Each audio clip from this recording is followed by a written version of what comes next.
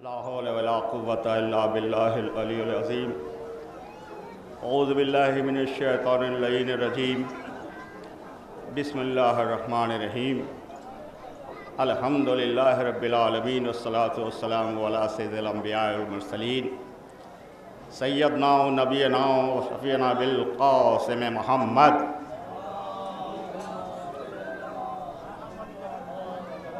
وآلہ طیبین الطاہرین المعصومین اما بعد فقد قال رسول قال اللہ تبارک و تعالی فی کتابہ المبین بسم اللہ الرحمن الرحیم کنتو کنزا مخفیا صلوات بھیجئے محمد و آل محمد۔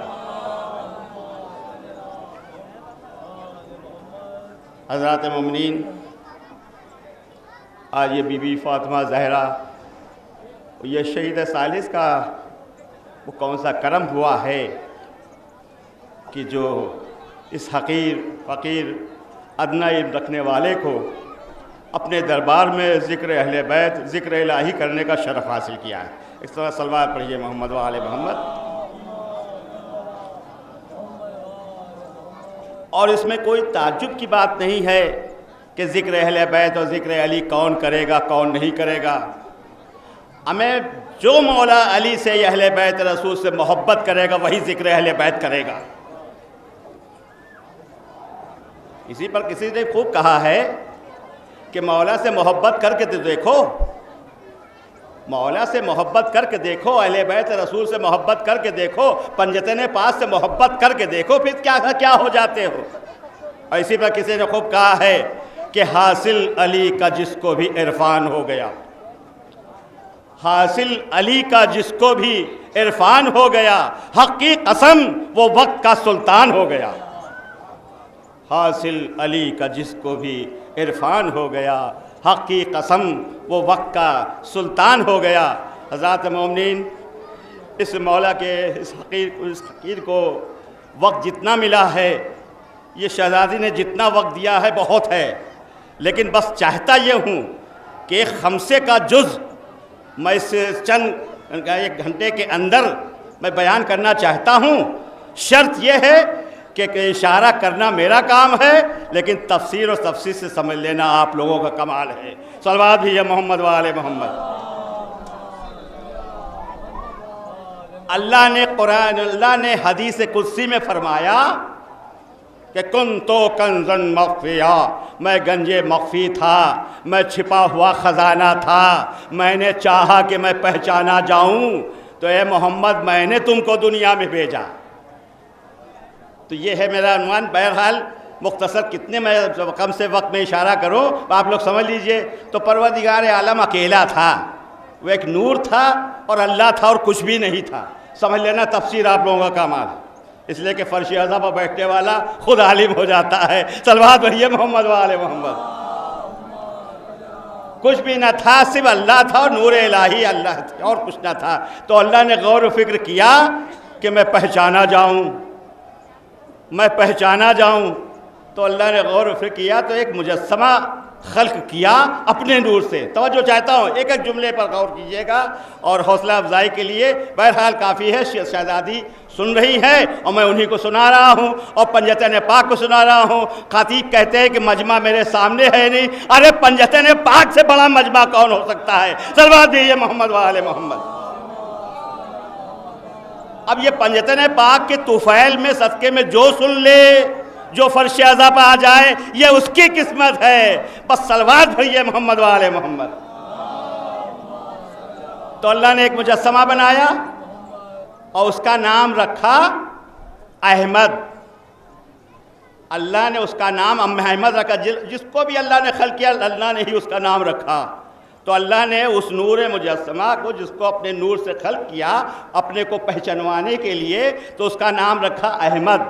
عربی میں احمد کے معنی ہے تعریف کرنے والا، تعریف کرنے والا۔ تو اس نور احمد نے سب سے پہلے جو تعریف کی اللہ کی تو فرمایا بسم اللہ الرحمن الرحیم۔ اللہ بڑا رحمان و رحیم اور بڑا بخشنے والا ہے، بڑا ترس کھانے والا ہے، بڑا بخشنے والا ہے، وہ تو رحمان و رحیم ہے۔ اللہ خوش ہو گیا اور ایسا خوش ہوا کہ اپنے قرآن مجید میں سب سے پہلی آیت یہی رکھ دیا، بسم اللہ الرحمن الرحیم، صلوات پڑھیے محمد وآل محمد۔ آپ کسی بھی کے ساتھ محمد صادق صاحب کا یا فرمان علی صاحب کا قرآن پڑھیے، اس میں سورہ میں پہلی آیت بسم اللہ الرحمن الرحیم، دوسری آیت جو ہے الحمدللہ رب العالمین، یہ صحیح ترجمہ جس کو پڑھتے رہیے دن رات مولا نے تحفہ دیا ہے، اور شوق ہے مجھے ذکر اہل بیت کرنے کا تو میں مطالعہ کرتا رہتا ہوں۔ اب دوسری آیت میں تو اللہ کی تعریف کس نے کی؟ نور احمد نے، جس کو سب سے پہلے اللہ نے خلق کیا۔ وقت نہیں نا خمسے کا میں موجود بیان کرنے جا رہا ہوں، تو وقت نہیں نا، بہرحال جو لوگ سنتے جانتے، بہرحال ماشاءاللہ۔ تو اب معلوم ہوا کہ اللہ خوش ہوا تو اس نے کہا کہ ہاں میں نے تو رسول کو خلق کر دیا۔ اب اللہ نے بھی سوچا کہ ہم احمد، نور احمد کی تعریف میں کروں، تو نور احمد کی تعریف میں کروں، تو دوسرے آیت سورہ الحمد کی کیا ہے؟ الحمدللہ رب العالمین، کہ ساری تعریف اس اللہ کے لیے مخصوص ہے جو عالمین کا رب ہے۔ توجہ چاہتا ہوں حضور والا، میں کہنا کیا چاہتا ہوں، یہ نہ دیکھیے کون بول رہا ہے، اعلیٰ بول رہا ہے کہ ادنا بول رہا ہے، یہ دیکھو کہ کیا بول رہا ہے۔ صلوات پڑھیے محمد وآل محمد۔ تو معلوم ہے کہ ساری تعریف اس اللہ کے لیے مخصوص ہے جو عالمین کا رب ہے۔ تو معلوم ہے کہ پہلے صیغے میں تو پتہ چل گیا کہ عالمین کا رب ہے، لیکن اللہ، ساری تعریف اللہ کے لیے جو عالمین کا رب ہے۔ یہاں پر اللہ اور وہاں پر رب، یہ کیا فلسفہ ہے؟ توجہ چاہتا ہوں، یہ مولا کا ذاکر بول رہا، بی بی سیدہ کا ذاکر بول رہا، کسی کروڑ پتی کا ذاکر نہیں بول رہا ہے۔ صلوات بھی محمد وآل محمد۔ تو ماشاءاللہ یہ معزز مجمع ہے، وہ ایک علم ہوتا ہے اول حبجد ہوتی کلمن، عربی حروف کے اعداد۔ تو اسی اعتبار سے بتا دوں کہ رب کے اعداد ہوتے ہیں 202،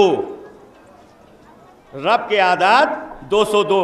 سور کی جوڑیے، رے کے اعداد 200، بے کے اعداد 2، اکول ٹو برابر 202۔ اب رب کے اعداد 202۔ اب اسی طرح سے اور آ جائیے آگے، محمد کے نام کے اعداد 92۔ توجہ چاہتا ہوں، صلوات پڑھیے محمد وآل محمد۔ محمد کے نام کے اعداد 92 اور مولا علی کے نام کے اعداد 110 برابر اکول ٹو 202۔ صلوات پڑھیے محمد والے محمد۔ معلوم ہے کہ جب محمد اور علی مل جائے تو رب بنتے ہیں۔ اے مسلمانوں، اے دنیا کے لوگوں، اللہ سے مانگو یا محمد یا علی سے مانگو، تمہیں سب سے ملے گا۔ ہم وہ شیعان اہل بیت ہے، ہم چاہے اللہ سے مانگے یا علی سے مانگے یا محمد سے مانگے یا پنجتن پاک سے مانگے یا 14 معصومین سے مانگے یا شہداء کربلا سے مانگے، ہمارے سامنے بہت سے در ہے، جس سے چاہے میں نے عطا ہوتا ہے۔ صلوات پڑھیے محمد والے محمد۔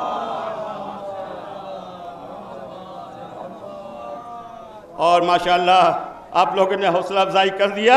اس سے پچھلے سال میں یہ مجلس ماشاءاللہ جو ہے عمار صاحب نے بھی مجھے چوتھے دن مجھے موقع دیا تھا کہ چوتھے دن مجلس پڑھیے۔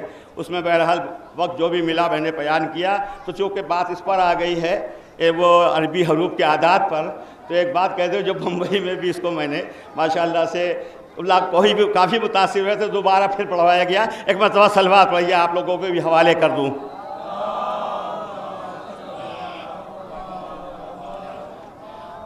عربی اعداد کے حروف آپ لوگ ذہن نشین کریے۔ بچپنے سے ہم محسوس کرتے دیکھتے ہیں جب کوئی پوسٹ کارڈ یا انتظامی لیٹر یا کوئی خط لکھا جاتا ہے تو اس میں 786 لکھ دیا جاتا ہے۔ توجہ چاہتا ہوں، 786 لکھ دیا جاتا ہے۔ بھائی آپ نے 786 کہیں بھائی چاہے بسم اللہ الرحمن الرحیم لکھو اور چاہے 786 لکھ دو، مطلب بات وہی ہے۔ تو غور و فکر کرتے کرتے، مطالعہ کرتے کرتے، اسی لیے تو مولا علی نے کہا سلونی سلونی، اے میرے چاہنے والوں علم حاصل کرو پھر دیکھو کیا ہو جاتے ہو۔ صلوات پڑھیے محمد وآل محمد۔ اور یہ وہ فرش اعضاء ایسا مدرسہ ہے کہ پوری کائنات میں اس سے بڑا کوئی مدرسہ ہو تو مجھے بتاؤ۔ تمام علماء حضرات ہم سے واقف ہے، جہاں بھی رہے ہوئے سن رہے ہوں گے، ماشاءاللہ ماشاءاللہ جانتے بھی ہیں۔ تو لوگ ہم سے سوال کرتے ہیں اظہر صاحب آپ یہ بتائیے کس مدرسے میں آپ نے تعلیم حاصل کی؟ ہم نے کہا بھائی آپ کون کون سا مدرسہ گئے ہو؟ لکھنؤ میں بہت سے مدرسے ہیں، بنارس میں بہت سے مدرسے ہیں، ایران عراق میں معصومہ کم میں بہت سے مدرسے ہیں، کون سے مدرسے کا نام میں بتاؤ؟ کہ نہیں جہاں پڑھا ہو بتائیے۔ ہم نے کہا بھائی ایک مدرسے کا نام بتاتا ہوں، ایک مدرسے کا نام بتاتا ہوں، میں اس مدرسے کا پڑھا ہوا ہوں جس مدرسے کا نام ہے فرش عزائے حسین۔ صلوات پڑھیے محمد و آل محمد۔ اب اس سے بڑا کوئی مدرسہ دنیا میں کوئی ہو تو بتائیے، میں وہاں بھی کوشش کروں گا، اس لیے کہ مجھے ذکر اہل بیت کرنا ہے اور ذکر علی کرنا ہے، اور یہی تمنا بھی ہے کہ ذکر علی کرتے کرتے میں مر جاؤں۔ اور وہ کیوں؟ لوگ کہتے ہیں مصلی ہدایت کے اوپر نماز پڑھتے پڑھتے مر جاؤ تو بہت اچھی موت، فرش عزا پر ماتم کرتے کرتے مر جاؤ، مجلس میں بیٹھے بیٹھے مر جاؤ تو بہت اچھی موت ہے، اور ذکر علی ذکر اہل بیت کرتے کرتے مر جاؤ بہت اچھی موت ہے۔ تو مجھے سمجھ میں آیا کہ رسول اللہ نے کیا کرے یار جلدی جلدی میں کیا، رسول اللہ نے فرمایا کہ ذکر علی عبادہ، علی کا ذکر عبادت ہے۔ بس ہم نے سوچا کہ علی کا ذکر جب عبادت ہے تو علی کا ذکر کرتے رہے موت آ جائے۔ صلوات پڑھیے محمد و آل محمد۔ عبادت کرتے رہیں گے۔ ارے اللہ نے تو اپنی عبادت کا وقت معین کیا ہے، اللہ نے تو اپنی عبادت کا وقت معین کیا ہے۔ صبح کی 2 رکعت، دوپہر میں 4 رکعت، سے پہر کی 4 رکعت، سورج غروب ہو جائے تو 3 رکعت، کچھ رات ڈھل جائے تو 4 رکعت۔ ارے علی کا ذکر وہ ہے، جب بھی علی کا ذکر کرو عبادت الہی ہوتی رہے گی۔ صلوات پڑھیے محمد و آل محمد۔ تو یہ ہے 786 کا کیا مرتبہ۔ تو غور و فکر کرنے کے بعد پتہ چلا کہ 786 اس میں اعظم پنجتن پاک کے اعداد ہیں۔ یہ میسج لیتے جائیے گا جہاں کہ یہ آج ماشاءاللہ یہ تیسرا سال میرا ہے یہاں پر آنے کا، یہ ہے تو مجھے مولانا سے نے بلا لیا آپ کی، اور ماشاءاللہ سے مولانا سجاد صاحب نے انہوں نے کیا جوہری ہیں کون ہے کہ جو مجھے انتخاب کر لیا کہ بلا لیا، اور یہاں مجھے پڑھنے کا شرف حاصل ہوا کہ 786 کے اعداد جوڑیے، اپنا موبائل کیلکولیٹر ہے تو آن کر لیجئے۔ اللہ کے اعداد 66، توجہ چاہتا ہوں، اللہ کے اعداد 66، مصطفیٰ کے اعداد 229، 229، مولا علی کے نام کے اعداد 110، 110، پلس فاطمہ کے نام کے اعداد 135، پلس حسن کے نام کے اعداد 118، پلس امام حسین کے نام کے اعداد 128 برابر ایکول ٹو 786، 786۔ صلوات پڑھیے محمد و آل محمد۔ یہ ہے پنجتن پاک کی عظمت جسے دنیا نے جانا ہی نہیں، انہی نے جانا جو فرش عزا پر بیٹھے، جنہوں نے محمد و آل محمد سے پنجتن پاک سے محبت کی۔ ارے حضور والا، ہم اور آپ کیا پنجتن پاک کی محبت کریں گے؟ ارے یہ پنجتن پاک کی محبت تو اللہ نے کی ہے۔ آپ لوگ حدیث قصہ پڑھتے رہتے ہیں، کہاں تک کون سے موضوع کو پڑھو؟ حدیث قصہ پڑھتے رہتے ہیں نا۔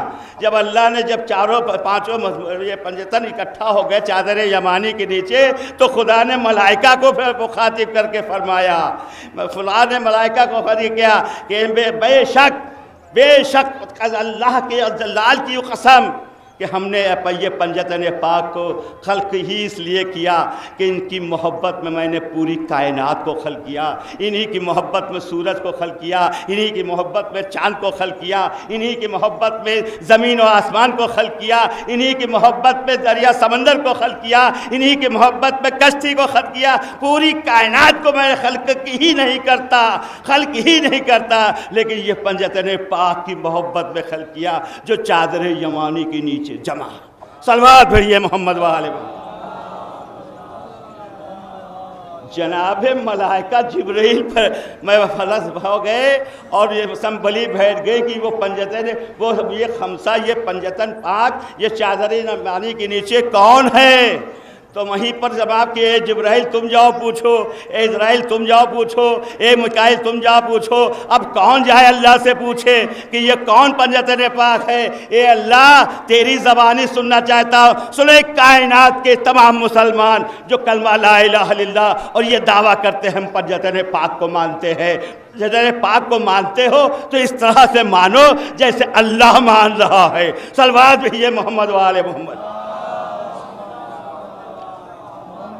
جبرائیل امین نے پائے بارے لہا، یہ کون لوگ ہیں پنجتن پاک، یہ کون ہے چادر یمانی کے نیچے؟ تو اللہ فرماتا ہم اہل بیت نبوت و معدن الرسالت، ہم فاطمہ ابوہا و بالوہا و بنوہا۔ اے جبرائیل یہ اہل بیت رسول ہے، یہ فاطمہ ہے، یہ ان کے پدر بزرگوار محمد مصطفیٰ ہے، یہ فاطمہ ہے، ان کے شوہر علی مرتضیٰ ہے، یہ فاطمہ ہے، یہ ان کے فرزند حسن ہے، یہ فاطمہ ہے، ان کے فرزند حسین ہے۔ معلوم یہ ہوا کہ اللہ نے یہ پنجتن پاک میں فاطمہ زہرا سلام اللہ علیہا کو مرکز بنا دیا۔ صلوات پڑھیے محمد والے محمد۔ اب پوری کائنات کے مسلمانوں سے میں درخواست کرتا ہوں کہ اللہ نے پنجتن پاک میں فاطمہ زہرا کو جو مرکز بنایا ہے، اے مسلمانوں تم خود فیصلہ کرو کہ جس کا میں کلمہ پڑھتا ہوں اس فاطمہ کے دروازے پر ہمیں آگ لگانا چاہیے کہ بابا کا پھلسا دینا چاہیے۔ یہ ہے اللہ کی مرضی جو حدیث قصہ میں خطبہ فرمایا ہے حضور والا۔ بے شک میں اپنے وقت میں انشاءاللہ ختم کر دوں گا، اس لیے کہ آپ لوگ بہت متوجہ ہیں۔ مجھے بڑی خوشی ہوئی یہ فاطمہ زہرا کا انتظام ہے، یہ فاطمہ زہرا کا یہ سید ثالث کا انتظام ہے، اس لیے کہ یہ وہ حضرات ہیں کہ جنہوں نے محبت کی ہے اور شہید ہوئے ہیں۔ اور اللہ قرآن مجید میں کئی مرتبہ فرما رہا ہے کہ جس نے بھی ان سے محبت کی وہ زندہ ہے اور شہید ہے۔ ایسے ہی یہ سید ثالث بھی جو ہے یہ بھی شہید ہے، جن کو فاطمہ زہرا نے اپنا بیٹا کہا ہے۔ اور ان کی زیارت کے لیے جو آتا ہے، ابھی قبل مجلس میں مولانا نے پڑھانا کہ اگر کربلا کے لیے نہیں جاتے ہیں تو یہ سید ثالث کے روضے کی زیارت کر لے، سمجھ لینا کربلا کی زیارت کر لی ہے، اس لیے کہ سید ثالث کو فاطمہ زہرا نے اپنا بیٹا کہا ہے، وہ مرکز نے اپنا بیٹا کہا ہے۔ حضور والا اور ایک بات بتا دو کہ ہم بھی یہ 3 سال سے حاضری دے رہے ہیں، میری حاضری قبول، اور اسی میں سے نہ معلوم نہیں کتنے ہمارے سفر میں بلو کہہ رہے تھے کہ میں 10ویں مرتبہ آپ کی آ رہا ہوں۔ حضور والا یہ جس میں 10ویں مرتبہ اتنی مرتبہ جو زیارت کرنے آیا ہے، اب بی بی فاطمہ زہرا سے پوچھو کہ اس کے کوٹھے میں اس کے اعمال میں کیا کیا نعمتیں لی ہے۔ اور حضور والا ایک بات کہہ دوں، مجھ سے کسی نے کہا نہیں ہے یہ روضہ شہید ثالث کا بن رہا ہے۔ اب اس میں اگر آپ کی حاضری آ گئی ہے تو حاضری لکھ دی گئی ہے، لیکن اگر اس میں جتنا بھی کم سے کم 10-20 روپے کے اگر تم نے رسید کا کہا کہ اپنا نام لکھوا دیا تو حاضری لکھ اٹھے گی۔ شہیدہ کے زبان میں روزے میں گئے کہ میں آپ کے بیٹے کی زیارت میں گئے تھے اور میں نے یہ یہاں پر حاضری دی تھی، اس کی سند یہ ہے کہ میں نے ایک رسید میں میرا نام لکھا ہوا ہے۔ ایک مرتبہ صلوات پڑھیے محمد و آل محمد۔ اور یہ فرش اعضا پر آ کے بیٹھنا یہ معمولی بات ہے، یہ معمولی بات نہیں ہے۔ کیا میں جب آپ لوگ ہاتھ جوڑ کے گزارش کر رہا ہوں کہ کوئی لوگ یہ نہ کہے کہ مولانا کیا پڑھ رہے، کبھی یہاں پڑھتے کبھی یہاں پڑھتے ہیں، کبھی فیض آباد سے آتے ہیں تو آگرہ چلے جاتے ہیں، کبھی آگرہ سے بمبئی چلے جاتے ہیں، کبھی بمبئی سے دلی اور کلکتہ چلے جاتے ہیں۔ ایسا نہیں، کیونکہ کم وقت میں مجھے 5 مجلس کا خمسے کا اشارہ کرنا ہے اور پورے تکمیل پر پہنچانا ہے۔ تو معلوم یہ ہوا کہ یہ جو زائرین آتے ہیں، یہ مجلس اعضا ہو رہی ہے ہر جگہ، یہ کیا ہے؟ یہ کیا ہے؟ اسی فاطمہ زہرا سلام اللہ کی بیٹی شہزادی جناب زینب نے اس عزاداری کی بنیاد رکھی ہے۔ وہ شہزادی زینب نے عزاداری کی بنیاد رکھی ہے۔ اللہ اکبر، واقعات کربلا ہو گیا تھا، واقعات کربلا ہو گیا تھا۔ وہ یزیدیت 72 شہدائے کربلا کو قتل کروانے کے بعد بھی اس کا غرور و گھمنڈ ٹوٹا نہیں تھا۔ دربار یزید میں وہ فاتح خیفر علی کی بیٹی نے جو خطبہ دیا ہے یزید کے سامنے، تب یزیدیت کی کمر ٹوٹی ہے، تب اس کا غرور و گھمنڈ ٹوٹا ہے۔ اسی وجہ سے جہاں بھی دیکھیے، کسی بھی مسلک میں دیکھیے، سب سے زیادہ جو بغض ہے، سب سے زیادہ جو نکچہ چینی ہوتی ہے وہ عزاداری پر ہوتی ہے۔ کیوں ہوتی ہے؟ اس لیے کہ یزیدیت کو سب سے بڑی دشمنی ہوئی تھی وہ شہزادی زینب کے خطبے سے ہوئی تھی۔ صلوات پڑھیے محمد والے۔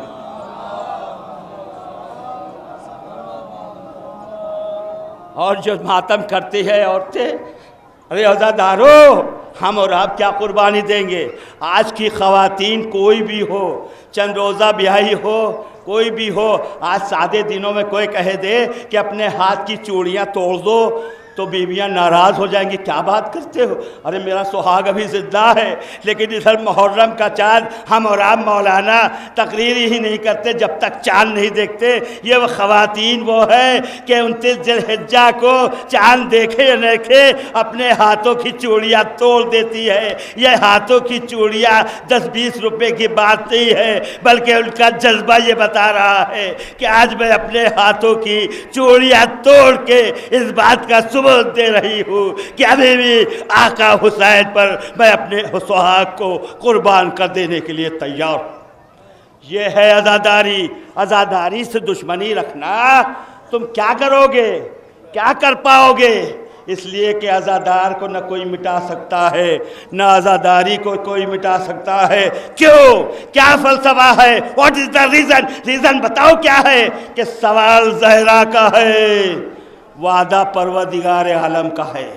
یاد کریے وہ وقت جب آقا بابا سے کہا میں ہم میں سے کوئی نہ ہوگا تو میرے لال حسین بغم پہ روئے گا، تو وہاں سے فلک سے اب آئی خود قیامت تک میں قوم کو خلق کرتا رہوں گا جو تیرے لال حسین کے غم میں روئے گی۔ تو معلوم یہ ہوا کہ سوال زہرا کا ہے، وعدہ پروردگار عالم کا ہے۔ تو جب پروردگار عالم کا وعدہ ہے تو اسی وقت کے لیے نہیں، صبح قیامت تک کے لیے اللہ نے وعدہ کر لیا ہے کہ نہ عزاداری کو کوئی مٹا سکتا ہے، نہ عزاداروں کو کوئی مٹا سکتا ہے۔ اب کوئی کہہ بھی کرے، کچھ بھی کر لے، تو میں ایک بات سن لیجئے، ذہن میں آ گئی، مجھے ممبر پر اسی طرح سے ملتا ہے، یہ بیان کر دو، یہ بیان کر دو، میں اسی طرح سے سن لیجئے۔ اے منکر ماتم، تو کہاں جا کے رہے گا؟ اے منکر ماتم، یہ جہاں تک آواز پہنچ رہی ہے، جہاں تک میری آواز جا رہی ہے، میں پہنچانے کے لیے تیار ہوں۔ اور سنیں غور سے کہ عزاداری کے جو بغض رکھنے والے، نکتہ چینی والے کرنے سوچے کہ اے منکر ماتم، تو کہاں جا کے رہے گا؟ جنت میں تو سرور کے عزادار رہیں گے۔ اے منکر ماتم، تو کہاں جا کے رہے گا؟ جنت میں تو سرور کے عزادار رہیں گے۔ ہم وہ عزادار ہیں کہ جو ہمارے باپ موجود ہیں، وہ کیا جئیں گے، وہ کیا کریں گے جن کے باپ کا نام و نشان ہی نہیں ہے۔ ہم وہ عزادار ہیں جس کا باپ موجود ہے۔ حضور والا بس 2 منٹ میں کیا کروں بھائی، تین موضوع میں بیان کر چکا ہوں، 3 موضوع بیان کر چکا۔ انشاءاللہ کبھی 10 ملا یا 5 ملا تو سنیے گا، ایک نسبت ہو۔ اب اسی پر باپ کے پر یاد آ گئی ہے، 2 منٹ بھی سن لیجئے۔ آج پوری کائنات میں 72-73 فرقے ہیں، توجہ چاہتا ہوں، اور مجھے موضوع بھی عنوان بھی دیا گیا تھا اور ایسے ہی دے دیا تھا، پتہ نہیں یہ حیدر صاحب، یہ سجاد صاحب نے مجھے کیا دیکھ لیا، کیا پہچان لیا کہ جو مجھے عنوان بھی دے دیا تھا کہ مرجع کی عظمت اور اہمیت کیا ہے۔ ذرا سا 2 منٹ اس کو بھی بیان کر دیجئے گا۔ تو حضور والا 72-73 فرقوں میں، 72-73 فرقوں میں سوائے ایک فرقے کے جسے شیعہ ناشری کہتے ہیں، یہی مرجع کی تقلید کے قائل ہیں۔ اب اس پر بھی بڑی نکتہ چینی ہوا کرتی ہے کہ مرجع کوئی ضروری ہے کہ نہیں ہے۔ میں زیادہ کھل کے نہیں بول سکتا، چھوٹا منہ بڑی بات نہ ہو جائے۔ ایک مثال دے دوں۔ ایک عالم، 2 عالم آپس میں لڑ رہے تھے۔ ایک عالم یہ کہہ رہا تھا کہ میں طالب علم ہوں، دوسرا عالم یہ کہہ رہا تھا میں عالم ہو گیا، تو وہ طالب علم کہہ رہا نہیں آپ بھی ابھی عالم نہیں ہوئے، آپ بھی طالب علم ہیں، کہہ رہے بات تم ہوا کرو لیکن میں عالم ہو گیا۔ تو اس نے کہا کہ نہیں بھائی، عالم تو بس ایک ہی ہے جسے مولائے کائنات علی ابن ابی طالب علیہ السلام کہتے ہیں۔ تو ایک کائنات کے تمام بڑے بڑے ملا اعلی حضرت اور بڑے بڑے عالم علماء حلیم جو اپنے آپ کو کہتے ہیں میں عالم میں عالم، عالم صرف ایک ہے، صرف عالم ایک ہے جس نے سلونی کا دعویٰ کیا۔ کوئی دکھائے مجھے حضرت اعلی حضرت جسے سلونی کا دعویٰ کیا ہو، صرف ایک ہی ہے جسے مولائے کائنات علی ابن ابی طالب کہتے ہیں۔ صلوات پڑھیے محمد و آلہ۔ تو طالب علم نے کہا تم مانو گے نہیں، ایسا ہے کہ چلو مولا علی کے پاس، چلو مولا علی کے پاس۔ مولا علی کے پاس آئے، کہا کیا مقدمہ ہے؟ کہا مولا میں کہتا ہوں میں طالب علم ہوں، یہ کہتے ہیں میں عالم ہو گیا، اب آپ ہی فیصلہ کر دیے۔ جب میں ان سے کہتا ہوں کہ نہیں آپ بھی ابھی طالب علم ہیں تو یہ ناراض ہوئے جاتے ہیں، ہماری بات مانتے نہیں، تو مولا آپ ہی بتا دیجئے، آپ ہی کو سمجھ میں آ جائے گا۔ کہے سنو، علم حاصل کرو محض سے لے کے لے تک۔ ماں جب پیدا ہوتا بچہ تو اپنے جھولے میں لے کے آ کے پہلی عالمہ پہلی جو ہے تو بھی جو ہے اس کی ماں اس کو تربیت دیتی ہے، اور جب تک تم قبر میں نہ چلے جاؤ علم حاصل کرو۔ میاں ابھی تم قبر میں نہیں گئے ہو، صلوات پڑھیے محمد و آل محمد۔ اب یہیں سے پتہ چلا کہ ہم کتنے بڑے عالم ہو، لیکن مرجع کی ہمیں ضرورت ہے۔ جب وہی وہاں سے فتویٰ آئے گا تبھی میں فیصلہ کر پاؤں گا کہ کیا کروں کیا نہ کروں، کیا نہ کروں کیا نہ کروں۔ تو اللہ نے اپنے محب اہل بیت کے لیے ایک ایسا ذریعہ بنا دیا جو عرش پر اپنے چوتھے امام پر، عرش پر 12ویں امام کو اپنے پاس بٹھا لیا کہ تم یہاں سے علم پہنچاتے رہو اور یہ ہماری راہ پر چلتے رہیں گے۔ صلوات پڑھیے محمد و آل محمد۔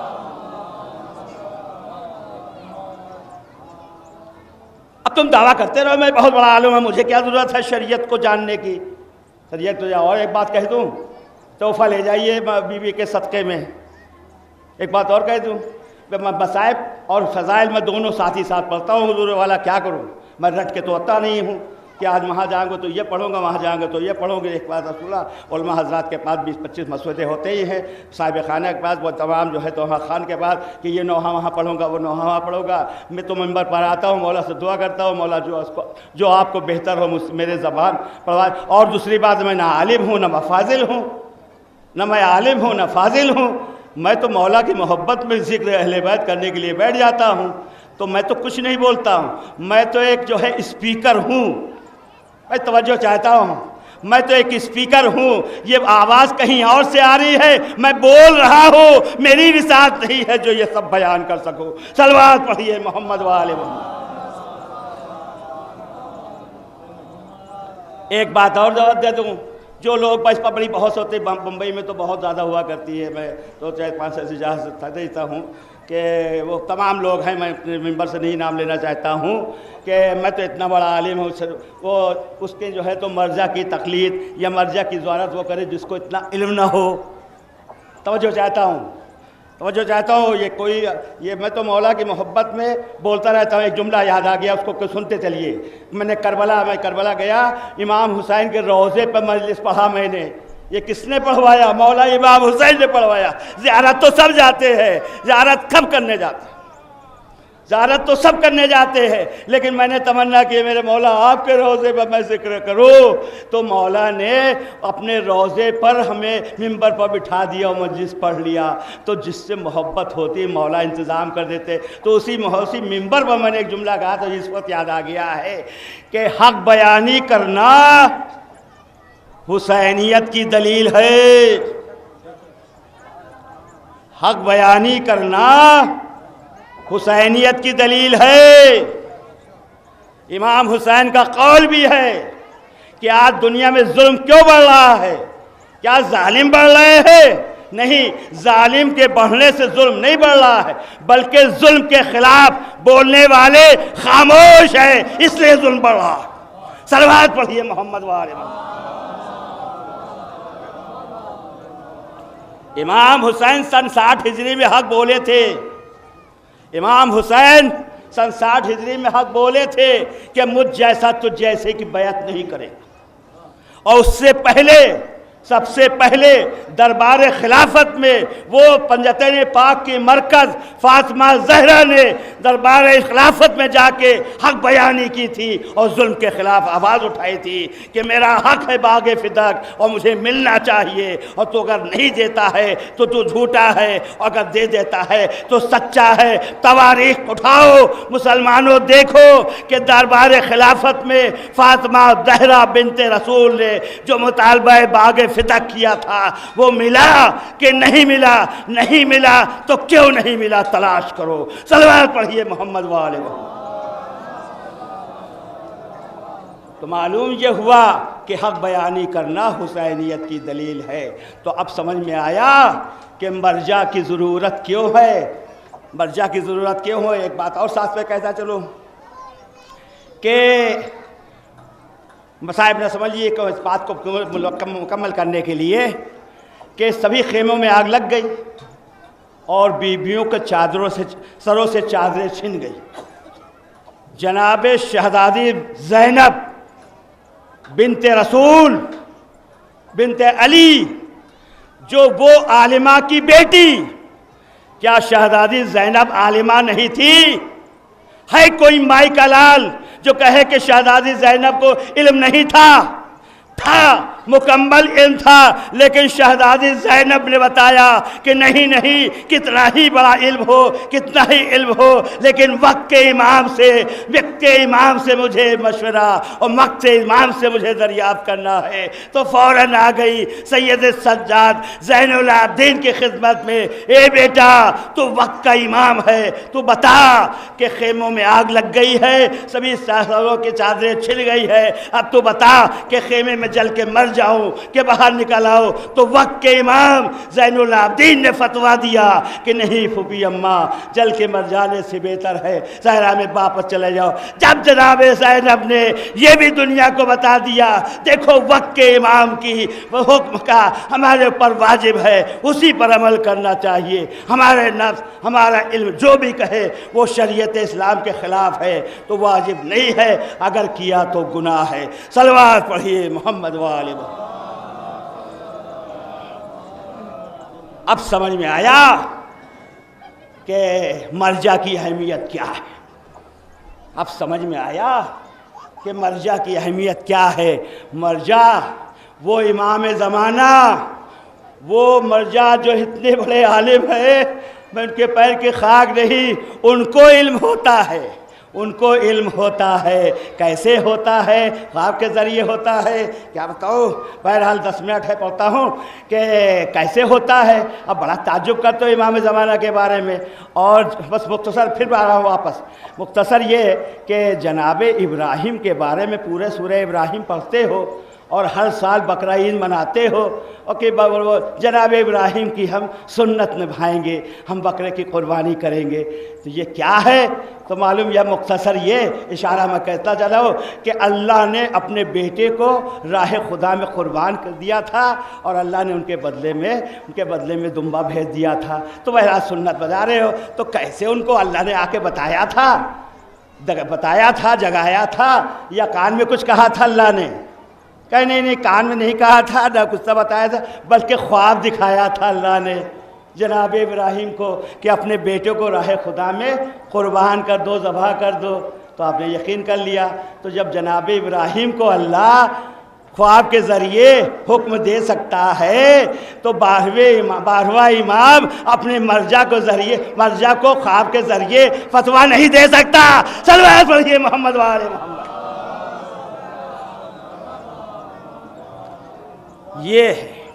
یہ ہے ارے کیا کرے، اس لیے کہ فرش ازا پر آنا ہی نہیں چاہتے ہو، فرش ازا پر آنا ہی نہیں چاہتے ہو، اور جب فرش اعضا پر آؤ گے تو علم ہے آج دنیا میں تو گھومتا رہتا ہوں اور بالکل بنا ہوا رہتا ہوں، میں عالم بنتا ہی نہیں ہوں تو یہاں پر آ جاتا ہوں۔ لوگ کہتے ہیں کہ بھائی یہ بات تو کچھ بھی ہو، فرش اعضا پر بیٹھنے والا یا بیٹھنے والی بچی اور بچے بڑے حاضر جواب ہوتے ہیں۔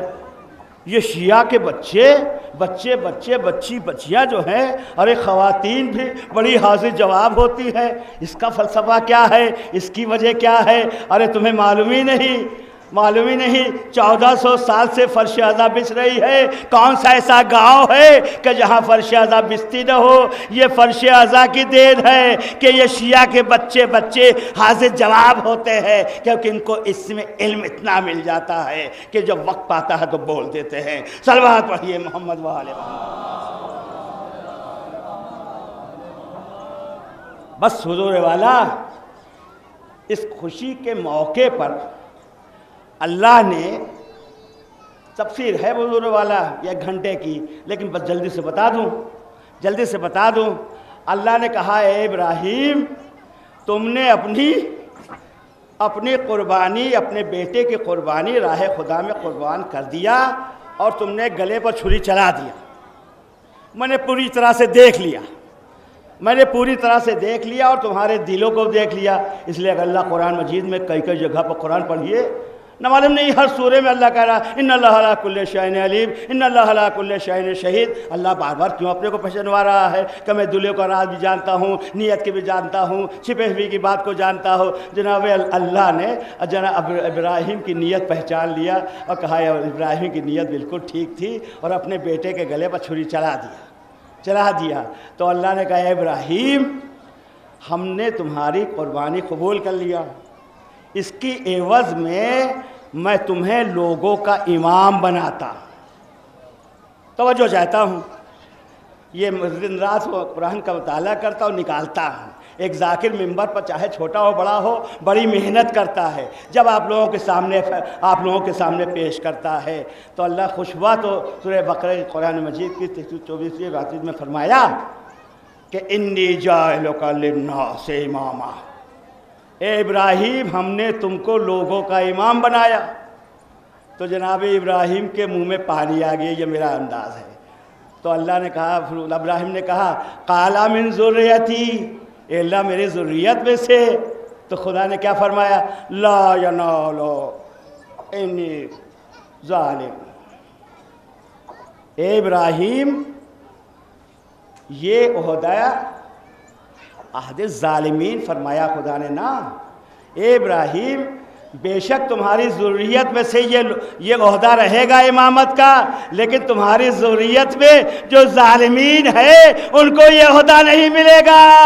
اب چاہے جتنے بھی محمد کے گھرانے کے لوگ ہو، ان کو یہ عہدہ امامت نہیں ملے گا، اس لیے کہ قرآن میں خدا نے کہا دیا لا ینال عہد الظالمین، یہ عہدہ ظالمین کو نہیں عطا ہوگا۔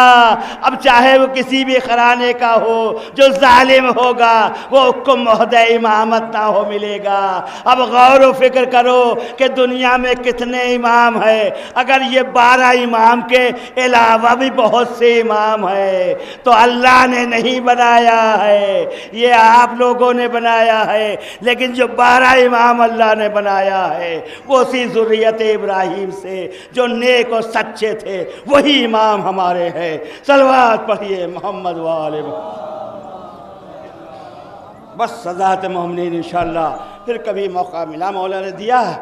اور جب یہ ظلم، جب یہ سب ہو گیا، اللہ نے جب چھری چلا رہے تھے بررفت مصائب، اللہ نے دیکھا کہ جناب ابراہیم نے اپنے بیٹے اسماعیل کے گلے پر چھری چلا دیا اور چلا رہے ہیں۔ اتنے میں اللہ سمجھ گیا کہ ابراہیم نے چھری چلا دیا، فوراً اللہ کی طرف سے حکم آیا۔ بھائی اس کو آپ یہ نہ پوچھیں کہ یہ انداز کہاں لکھا ہے، مجھے دکھائیے، میں انداز پڑھا، سمجھ لینا آپ کا کمال ہے۔ اللہ نے کہا اے چھری رک جا۔ چھری رک گئی، ابراہیم چھری چلا رہے ہیں لیکن چھری رکی ہوئی ہے۔ عالم ارواح میں اللہ نے اعلان کیا ہے کوئی ایسا ہے کوئی ایسا، توجہ چاہتا ہوں سنیں جہاں تک کے بھی لوگ ہیں، کہ ہے کوئی ایسا جو قربانی عظیم کے لیے لبیک کہہ دے؟ ہے کوئی ایسا جو قربانی عظیم کے لیے لبیک کہہ دے؟ بس اسی عالم ارواح میں حسین ابن علی کی روح نے لبیک کیا، اے بار الہ، وہ قربانی عظیم کے لیے یہ حسین کی روح لبیک کہتی ہے، میں وعدہ کرتا ہوں یہ قربانی عظیم میں پیش کر دوں گا۔ اللہ نے قبول کیا اور بھیج دیا، لیکن اللہ بھی خوب سمجھتا ہے، خوب حجت تمام کر لیتا ہے۔ نبی ابراہیم کو بھیج دیا کہ جاؤ حسین سے کہہ دو کہ قربانی عظیم کے لیے تمہیں کیا کیا کرنا پڑے گا، بتا دو حسین سے، ایسا نہ ہو کہ یہ کوئی دنیا کہے کہ حسین کو معلوم نہیں تھا کہ قربانی عظیم کے لیے کیا کیا کرنا پڑے گا۔ حجت تمام کر دو۔ جبرائیل حسین کے پاس آئے، روح کے پاس آئے، اے روح حسین، تمہیں معلوم ہے کہ قربانی عظیم کے لیے کیا کرنا پڑے گا؟ کہے میرے نانا ویسے سب بتا چکے ہیں، تم کو جو بتانا ہو بتا دو۔ اللہ اس جبرائیل نے فرمایا اے حسین، مختصر یہ کہ تمہیں مدینہ چھوڑنا پڑے گا، حج کو عمرے سے بدلنا ہوگا، راستے میں اپنے بھائی عقیل کی قربانی دینا ہوگا، کربلا پہنچتے پہنچتے تمہیں پیاسے ہر کے لشکر کو پانی پلانا ہوگا۔ کہ میں پلا دوں گا۔ نتیجہ کربلا پہنچو گے، وہاں 2 محرم کو تم پہنچو گے اور خیمہ فرات کے کنارے لگا دو گے، لیکن ایسے ظالم آ جائیں گے کہ فرات کے کنارے سے خیمہ ہٹا دیں گے۔ کہیں یہ بھی قبول ہے، میں ہٹا دوں گا، 7ویں محرم سے پانی بند کر دیا جائے گا، وہ بھی قبول ہے۔ اے حسین، تم نے اپنے اصحاب کی قربانی دینا ہوگا، اپنے اولادوں کی قربانی دینا ہوگا، اپنے بھائی عباس کی قربانی دینا ہوگا۔ اے حسین، اپنے بھتیجے قاسم کی قربانی دینا ہوگا۔ اتنا سب کچھ سناتے سناتے ایک مرتبہ آخر میں جبرائیل کہتے ہیں اے حسین، آپ کو اپنے گود کا شیر خوار بچہ، 6 مہینے کا شیر خوار علی اصغر کو راہ خدا میں قربان کرنا ہوگا۔ کہ بے شک وہ بھی قربان کر دوں گا۔ آزادارو، یہی وجہ تھی کہ جب سب کچھ قربان کر دیا، آخر میں جب مقتل میں آئے ہیں تو ایک مرتبہ حجت تمام کرتے ہیں، اے گروہ جفاکار، مجھے پہچانو، میں حسین ابن علی ہوں۔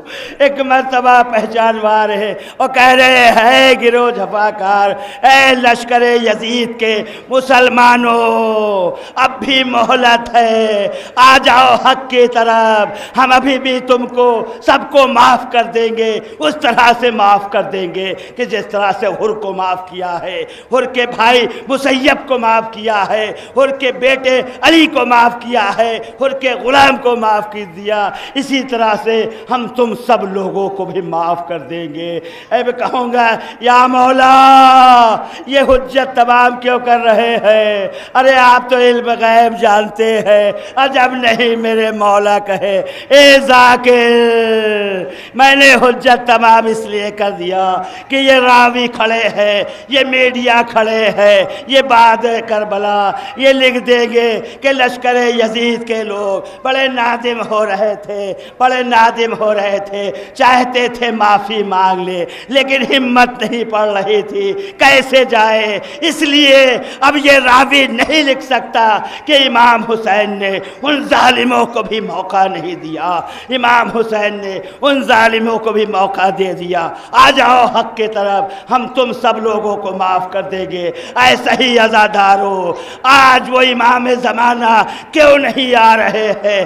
ابھی مہلت پر مہلت دے رہے ہیں، اب سے سدھر جاؤ، اب سے سنبھل جاؤ، اب بھی اب سے حق کے راستے پہ آ جاؤ، اب سے سیرت الہی، سیرت اہل بیت پر عمل کرو، تب ہم آ جائیں گے اور تم کو بلائیں گے۔ اس لیے نہیں آ رہے، حجت تمام کر رہے امام زمانہ، امام حسین نے بھی حجت تمام کر دیا۔ ہاں عزادارو، امام حسین کا جواب ان ظالموں نے تیروں سے دیا، تلواروں سے دیا، نیزوں سے دیا۔ ہاں عزادارو، اس ظالموں نے امام حسین کا سر تن سے جدا کیا۔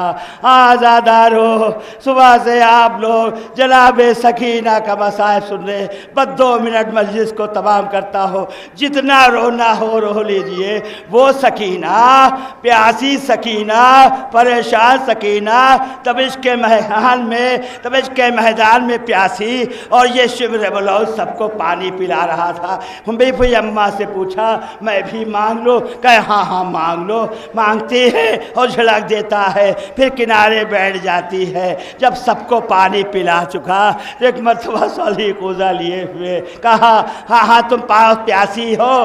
وہ شبر ملون پیچھے ہٹا اور مشک کا دہانہ کھولا، زمین پر پھینک دیا۔ للھی سکینہ کو بھی پانی نہیں دیا۔ وہ بچی سکینہ وہ زمین پر اپنے رخسارے رکھ دی۔ آخر میں 2 منٹ عزادارو، وہ پیاسی سکینہ اتنی پیاسی تھی، اتنی پیاسی تھی کہ اس کے جسم کی ہڈیاں توڑنے سے رکھنے لگتی تھی۔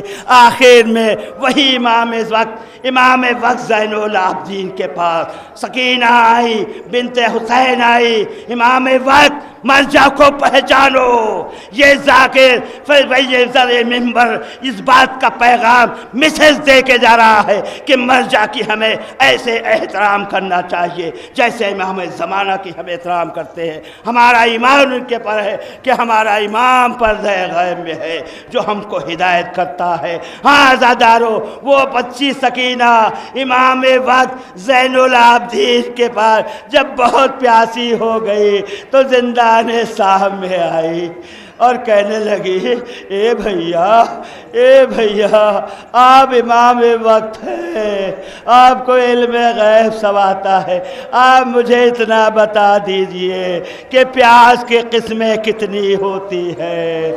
اب ایک مرتبہ سننا تھا کہ وقت کا امام کہا گیا کہ میں بچی کو کیسے بتاؤں۔ ایک مرتبہ اصرار کیا اے بھیا آپ امام وقت ہو، آپ مجھے بتا دو کہ پیاس کی قسمیں کتنی ہوتی ہے۔ ایک مرتبہ فرماتے ہیں کہ جب بہت کوئی پیاسا ہوتا ہے تو اس کی زبان خشک ہو جاتی ہے۔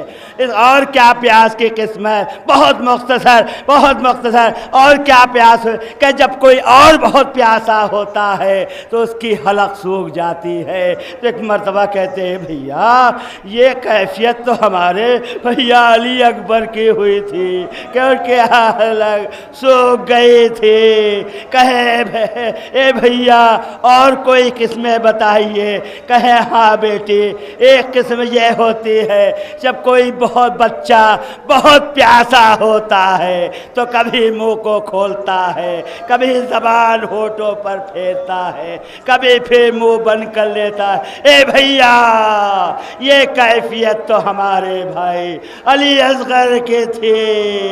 اور یہ کہہ کر بے ہوش ہو ایک مرتبہ پھر اے بھیا اور قسم کی کیا ہوتی ہے، اور پیاس کی قسمیں کیا ہوتی ہے؟ تو موسد سجاد وقت کے امام نے فرمایا اے بہن اب نہ پوچھو۔ کہے نہیں بھیا مجھے بتا دو۔ کہے جب بہت کوئی پیاسا ہوتا ہے، جب کوئی بہت پیاسی ہوتی ہے تو اس کے جسم کی ہڈیاں رکھنے سکتی ہے، چٹکنے لگتی ہے، اس کے جسم کی ہڈیاں اس کا گوشت چھوڑنے لگتی ہے۔ بس یہ سننا تھا کہ وہ شہزادی سکینہ نے کہا اے بھیا یہ کیفیت تو میری ہوتی ہے کہ میرے جسم کی ہڈیاں چٹکتی ہے، ایسا لگتا ہے کہ جسم کے ہڈی گوشت کو چھوڑ رہی ہے۔ وَسِيَعْلَمُ الَّذِينَ ظَلَمُوا أَيَّ منقلب ينقلبون علی لعنۃ اللہ علی قوم الظالمین۔ بار الہا ہماری یہ عبادت کو قبول فرما۔ اے بی بی فاطمہ زہرا حدیثی قصہ کی مرکز، اے شہید ثالث، یہ جہاں جہاں سے بھی لوگ زائرین آئے ہیں سب کی حاضری کو قبول فرما۔